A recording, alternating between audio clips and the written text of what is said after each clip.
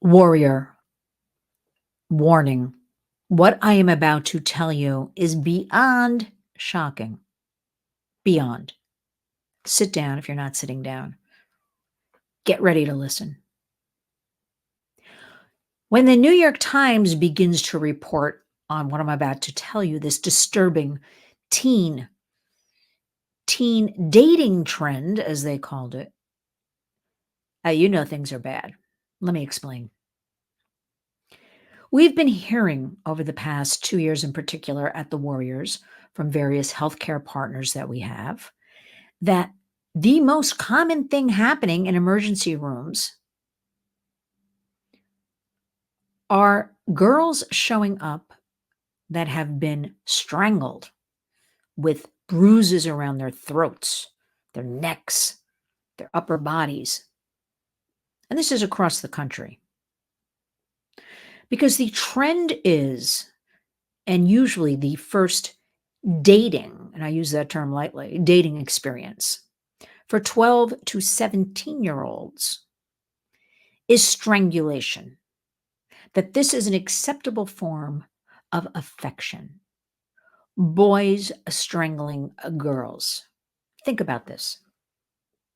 I mean, after all, today I woke up to another article of teen beatdown at a school. Yesterday, there was a horrific article about a 12-year-old girl pulled out of her wheelchair at a school in the bathroom, being beaten by other girls and mocked and bullied. And they film it. Why are our children so filled with rage and hate and now this physical violence that seems to be escalating? But let's get back to strangling.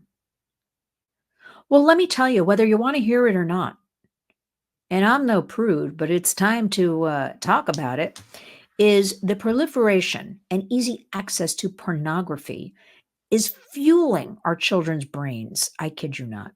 Plenty of studies. I'm going to list some in the body of this video, where the first thing boys will see, uh, they'll look at this porn. Most kids are curious, right? They're going to look. They may be innocently on their phone or device, laptop, whatever it is, Chromebook, and the dangerous algorithms, again, that we can prove. There are studies. They may be doing nothing wrong, and all of a sudden they are directed towards one of these dangerous pornographic sites, images, whatever you want to call it.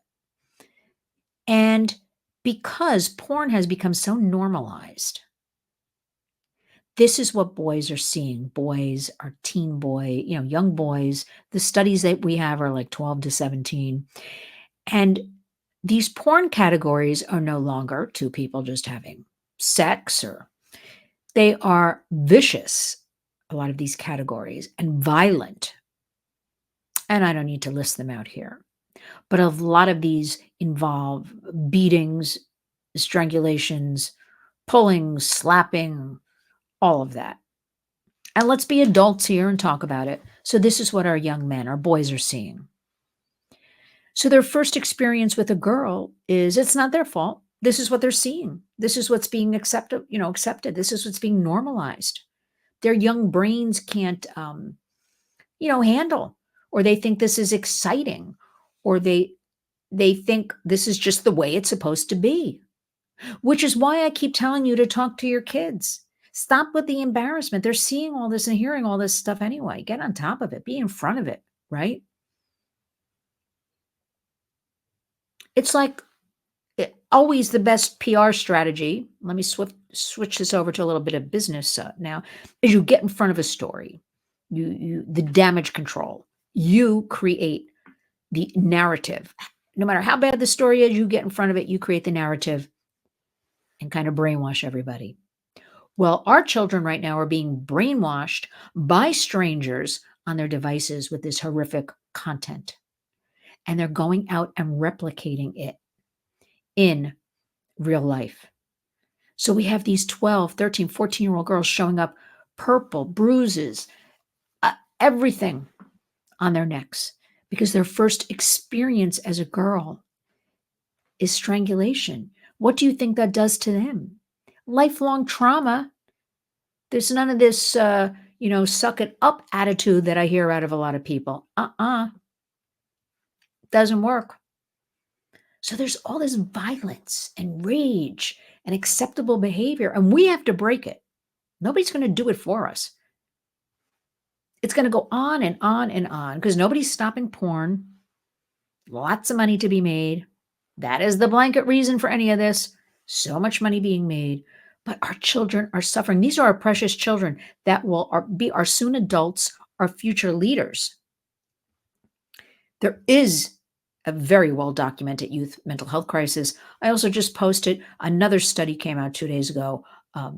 American Academy of Pediatrics going through all the steps of the mental health and why these different platforms caused the mental health. Girls go on TikTok and Instagram and they're confronted with a lot of, bullying and eating disorders and how I look and that kind of whole thing. I mean, after all, when I have to talk about 9-year-old girls are showing up at a dermatologist's office because they're being directed, again, there's money to be made, facial routines and cleansing and suggested products, $100 face creams, and they're trying to either replicate those at home, taking them from their mother or older sibling, wherever, or going to stores trying to buy them or steal them and use them, and their faces are their young skin is breaking out and tender. There's all kinds of problems. We've got that going on. But we have girls, think about what I'm telling you. 12-year-old girls showing up who are shy enough when it comes to the whole sex thing to say, little Tommy did this to me. We went to get ice cream, and behind the ice cream store, Tommy started strangling me. Can you imagine? I'm sitting here talking to you about this. Strangulation, the very completely disturbing new teenage, as they call it, dating trend. Well, I call it something that must be broken right away, must be stopped. And again, not the kid's faults at all. I mean, not your fault. The devices. And that's why we're not trying to curb or stop or take away devices from kids. We want to put guardrails. The guardrails start with you talking to them, with you enacting every safety feature you can, with you. Remember that family digital partnership, because teens are tough. You know that. And they think they know better and all that stuff. We have to do better. We have to do bigger. It's 2024. I'm very serious when I say you can no longer sit on the sidelines.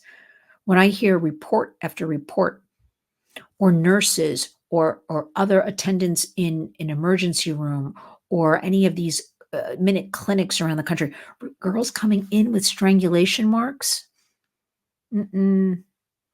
violence, our poor children, our teens. We have to undo it.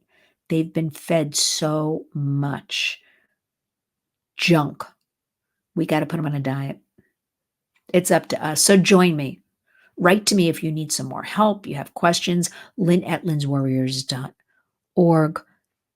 Talk to your daughter, talk to your son. And boys, this is the way they're being taught to treat girls? No. We're going to do bigger. We're going to do better. And you're going to join me. lynswarriors.org. Don't forget, community creates change. We're not going to be having strangulation in our communities. Talk to your kids open and honestly, because remember, they're hearing and seeing all of this anyway, age appropriate. Plenty of good free resources out there. No strangulation unacceptable. And always be a warrior.